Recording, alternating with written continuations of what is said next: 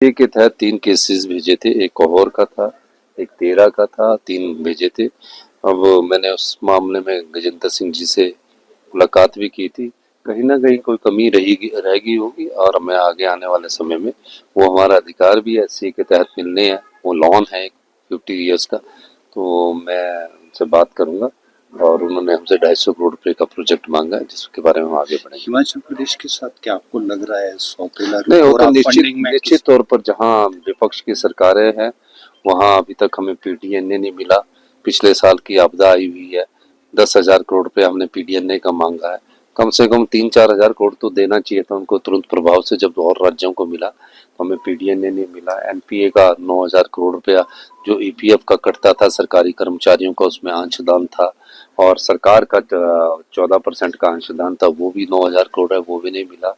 और निश्चित तौर पर ये हमारे अधिकार में है, गवर्नमेंट कोई भी हो, लेकिन इसमें अब ये पैसा जब हमारा है तो हमको मिलना चाहिए, नहीं मिल रहा है तो उस मामले में मैं आने वाले समय में केंद्रीय मंत्रियों से भी मिलूंगा और उनसे फिर एक बार अनुरोध करूंगा कि आप हिमाचल के हितों को ध्यान में रखिए। हिमाचल छोटा स्टेट है और छोटा स्टेट होने का नुकसान ये है कि पार्लियामेंट में जो सांसद जन चुनकर जाते हैं उनकी भी ज़्यादा आवाज़ नहीं होती है।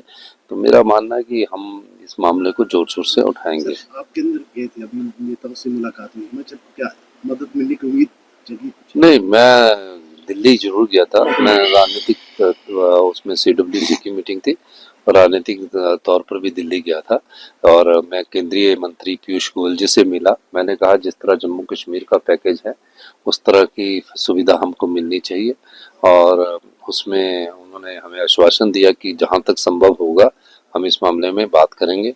और मैं अब जल्दी फाइनेंस मिनिस्टरों की एक मीटिंग होने जा रही है जैसलमेर में 20 तारीख को, 20 दिसंबर को हमारा विधानसभा सेशन भी है।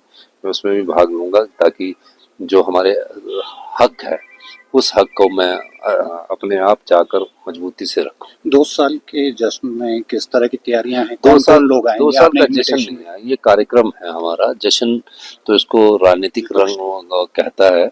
इस कार्यक्रम में जो हमने 2 साल में बदलाव किया है, जो व्यवस्था परिवर्तन का हमने एक नारा दिया, उस व्यवस्था परिवर्तन के तहत जो हमारी चीजें धरातल में आई है, हमने सामाजिक सुरक्षा में बहुत महत्वपूर्ण काम किया है, टूरिज्म में बहुत महत्वपूर्ण काम किया है, पीडब्ल्यूडी में हमने टेंडर जो थे बड़े हुआ करते थे उनको शॉर्ट किया है और निश्चित तौर पर हर फील्ड में काम किया है और अपनी आर्थिक समृद्धि की दिशा में हम आगे बढ़ रहे हैं और उभरता हिमाचल और आत्मनिर्भर हिमाचल की दिशा में आगे बढ़ते जा रहे हैं। कौन कौन लोग आएंगे सर इसमें? इनविटेशन आपने? सभी मिनिस्टर्स होंगे, सभी विधायक होंगे, पार्टी के पदाधिकारी होंगे, प्रदेश कांग्रेस कमेटी के पदाधिकारी होंगे, सभी लोग इसमें शामिल होंगे और दिल्ली से अभी जब हम निमंत्रण देंगे तो अभी तो उसमें से हमारे जो एआईसीसी के इंचार्ज हैं राजीव शुक्ला जी वो भी आएंगे और उनको हमने कहा है कि आगे जो वो कहेंगे उसके अनुसार आगे का हम बात करेंगे। आखिरी सवाल सर, आचार्य प्रमोद कृष्णन की स्थिति है, खासकर जो रिसेंटली टेप वाला मामला आया उस पे उन्होंने ये बयान दिया है कि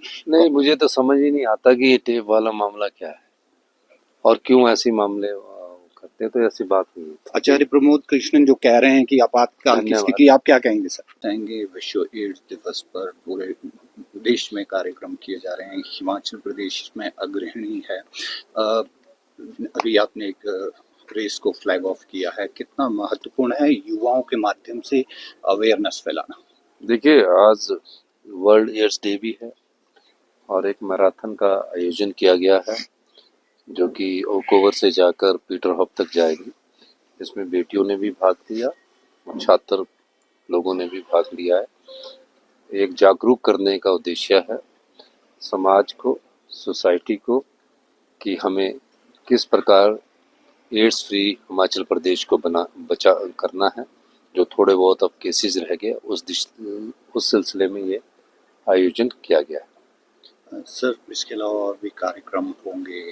अभी पीटरहॉफ में एक और कार्यक्रम है। जैसा आप कह रहे हैं कि एड्स फ्री हिमाचल करना है, अवेयरनेस कितना जरूरी और किस तरह के प्रयास किए जा रहे हैं? देखिए, हमेशा जागरूकता बहुत जरूरी होती है किसी भी कार्यक्रम को करने की और इस जागरूकता के तहत हमने कोशिश की है और निश्चित तौर पर समाज में जब युवाओं को हम भागीदार बनाते हैं जागरूकता में, तो वो अपने परिवार को, गांव में, छोटे छोटे कस्बों में अपनी बात कहते हैं और उससे जागरूकता भी बढ़ती है ये मेरा कहना है।